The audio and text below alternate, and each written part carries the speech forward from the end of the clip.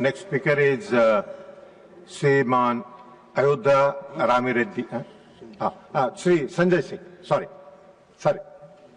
धन्यवाद मान्यवर, आपने इस महत्वपूर्ण बिल पे मुझे अपनी बात कहने का मौका दिया।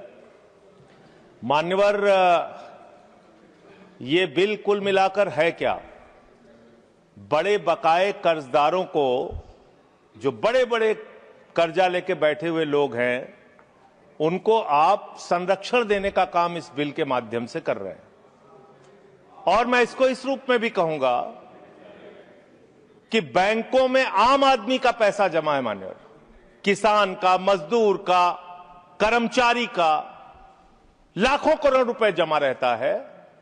वो पैसा आप गरीब आदमी को नहीं देते, उनके रोजगार के लिए नहीं देते, एमएसएमई सेक्टर के लिए नहीं देते।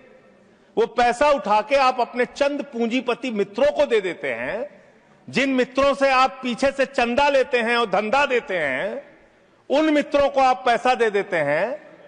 और जब वो मित्र आपके डूब जाते हैं तो आप उनको बचाने के लिए ये बिल लेके आते हैं। तो कुल मिलाकर बैंक डकैती को लीगलाइज करने का ये बिल है।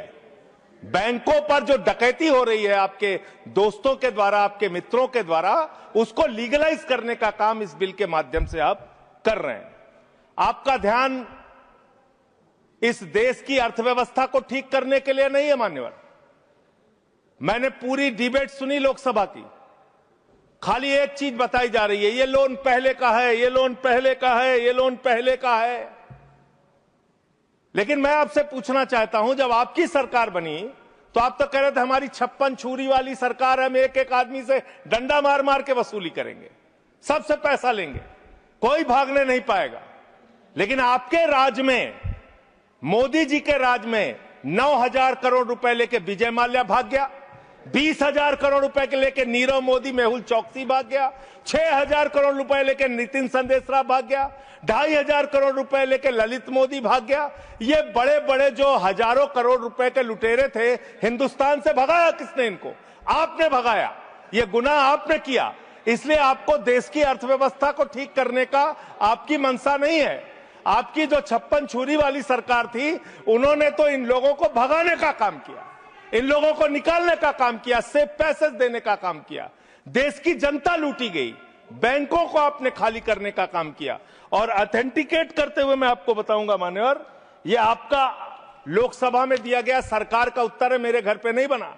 इसमें आप लोगों ने साफ तौर पे बताया है कि आपने करीब करीब 70% कर्जा 5,44,000 करोड़ में से मात्र 1,60,000 करोड़ रुपए आपने कर्जा वसूला और बाकी सब का सब आपने माफ कर दिया।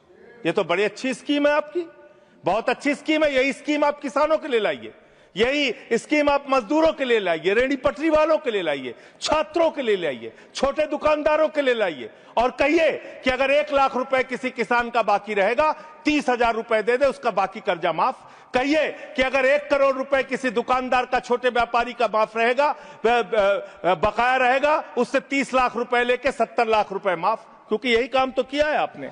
आंकड़े पढ़ रहा हूं मान्यवर, ध्यान से पूरे देश को सुनना चाहिए क्या है आपकी असलियत। आपने भूषण स्टील का 54,000 करोड़ रुपए कर्जा बकाया था, 42,000 करोड़ रुपए आपने वसूला, 23% आपने माफ किया। एसआर का, भूषण स्टील का 57,000 करोड़ रुपए बकाया था, 35,000 करोड़ वसूला, 38% आपने माफ किया। 8,000 करोड़ रुपए ज्योति स्ट्रक्चर्स का बकाया था, 55% आपने माफ किया। 91,000 करोड़ जीएचएफएल का बकाया था, 60% आपने माफ किया। भूषण पावर का 48,000 करोड़ रुपए बकाया था, 19,000 करोड़ रुपए वसूला, 60% माफ किया। इलेक्ट्रो स्टील्स का 14,000 करोड़ रुपए बकाया था, 5,000 करोड़ रुपए लिया, 62% आपने माफ किया। मोनेट इस्पात का 11,500 करोड़ रुपए बकाया था, 2,800 करोड़ रुपए वसूला, 75% कर्जा आपने माफ किया। एमटेक का 13,500 करोड़ रुपए बकाया था, 2,700 करोड़ रुपए वसूला, 80% आपने माफ किया। आलोक इंडस्ट्रीज का 30,000 करोड़ रुपए बकाया था, 5,000 करोड़ रुपए वसूला, 83% आपने माफ किया। लैंको इंफ्रा का 47,000 करोड़ रुपए बकाया था, 5,300 करोड़ रुपए आपने वसूला, 88% कर्जा आपने माफ किया। वीडियोकॉन का 46,000 करोड़ रुपए बकाया था, 2,900 करोड़ रुपए वसूला, 94% कर्जा आपने माफ किया। एबीसी शिपयार्ड का 22,000 करोड़ रुपए बकाया था, 12,000 करोड़ रुपए वसूला, 95% आपने माफ किया। आपने श्रीवास्तव इंडस्ट्रीज का 4800 करोड़ रुपए बकाया था, 320 करोड़ रुपए आपने वसूला, 95% कर्जा आपने माफ किया। मान्यवर, अभी हमारे मित्र पूछ रहे थे हेयर कट क्या है, हेयर कट क्या है, हेयर कट क्या है। हेयर कट का तो मतलब था मामूली सी छूट देनी है, ज्यादा वसूलना है। आपने तो पूरा गर्दन कट कर दिया, पूरा गर्दन कट, यानी कि बड़ा हिस्सा कर्जे का माफ कर दिया और मामूली हिस्सा कर्जे का आपने वसूला। और अगर मैं आपसे ये कहूं कि इसमें आपने रिश्वतखोरी की, भ्रष्टाचार किया, चंदा लेके धंधा दिया, आपने एक ही खाली कंपनी का नाम लूंगा, भूषण स्टील का, जो टाटा को गई, 1500 करोड़ रुपए का चंदा भारतीय जनता पार्टी को टाटा से इलेक्टोरल बॉन्ड और बाकी चीजों के नाम पे आपको मिले हैं। आप पैसा ले लेके इन लोगों का बड़ा बड़ा कर्जा माफ करवा रहे हो, रिश्वत ले लेके इन लोगों का बड़ा बड़ा कर्जा आप माफ करवा रहे हो। आपका ध्यान देश की अर्थव्यवस्था ठीक करने में नहीं है, पूंजीपतियों को खाली हर तरह से फायदा पहुंचाने में है। एक गाना था मान्यवर, तू जहां जहां चलेगा मेरा साया साथ होगा। मोदी जी की हालत यही है। मोदी जी गाना बनाए हैं, मैं जहां जहां चलूंगा अडानी का ठेका साथ होगा। ये क्या है? ये क्या है? बांग्लादेश की यात्रा किया 2015 में, अडानी को ठेका मिल गया। श्रीलंका की यात्रा की 2021 में, अडानी को वहां ठेका मिल गया। तंजानिया की यात्रा की 2023 में, अडानी को वहां ठेका मिल गया। केन्या की यात्रा की 2023 में, अडानी को वहां ठेका मिल गया। नेपाल की यात्रा की 2023 में, अडानी को वहां ठेका मिल गया। मलेशिया में 2017 में यात्रा की, अडानी को वहां ठेका मिल गया। 2018 में सिंगापुर की यात्रा की, अडानी को वहां ठेका मिल गया। सर दिखाई नहीं पड़ रहा हूं मैं सर, अडानी को वहां ठेका मिल गया। वियतनाम की यात्रा की 2024 में, अडानी को वहां ठेका मिल गया। इजराइल की यात्रा की 2017 में, अडानी को वहां ठेका मिल गया। तू जहां जहां चलेगा मेरा साया साथ।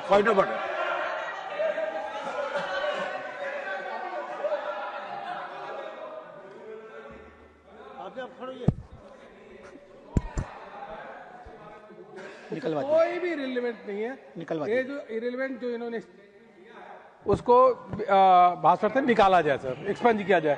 कोई मत। दूसरी बात सर, इतना झूठ आंकड़ा दे रहे हैं, उसका कोई तथ्य दूर दूर तक नहीं है। रिकॉर्ड में चेक करेंगे, हम रिकॉर्ड चेक कर लेंगे। हाँ बोले। अडानी का नाम सुनते ही लोगों को 440 वोल्ट का करंट क्यों लग जाता है? मुझे तो समझ में नहीं आता। जैसे अडानी का नाम लो, पूरी की पूरी भाजपा खड़ी हो जाती है। 440 वोल्ट का करंट लग जाता है। यही विषय है कि देश को बर्बाद किया है तुमने, कर्जा दे दे के अपने दोस्तों को भगाया है। अब बिल पे आपका ध्यान बड़े बड़े पूंजीपतियों से। मान्यवर मेरा समय जा रहा है, मान्यवर मेरा समय जा रहा है, मुझे बोलने दीजिए। मान्यवर आपका दिमाग, हम चेक कर लेंगे। आपका दिमाग बड़े बकायेदारों से कर्ज वसूलने में नहीं है। अगर होता तो ये हजारों करोड़ के जो बकायेदार हैं, इनके पासपोर्ट जब्त करो ना। संजय सिंह के तो पासपोर्ट आपने जब्त किए हैं, एक एक सांसद के पासपोर्ट आपने जब्त किए हैं। इन डकैतों के पासपोर्ट क्यों नहीं जब्त किए आपने? इन डकैतों के पासपोर्ट क्यों नहीं जब्त किए आपने? नहीं जब्त किए।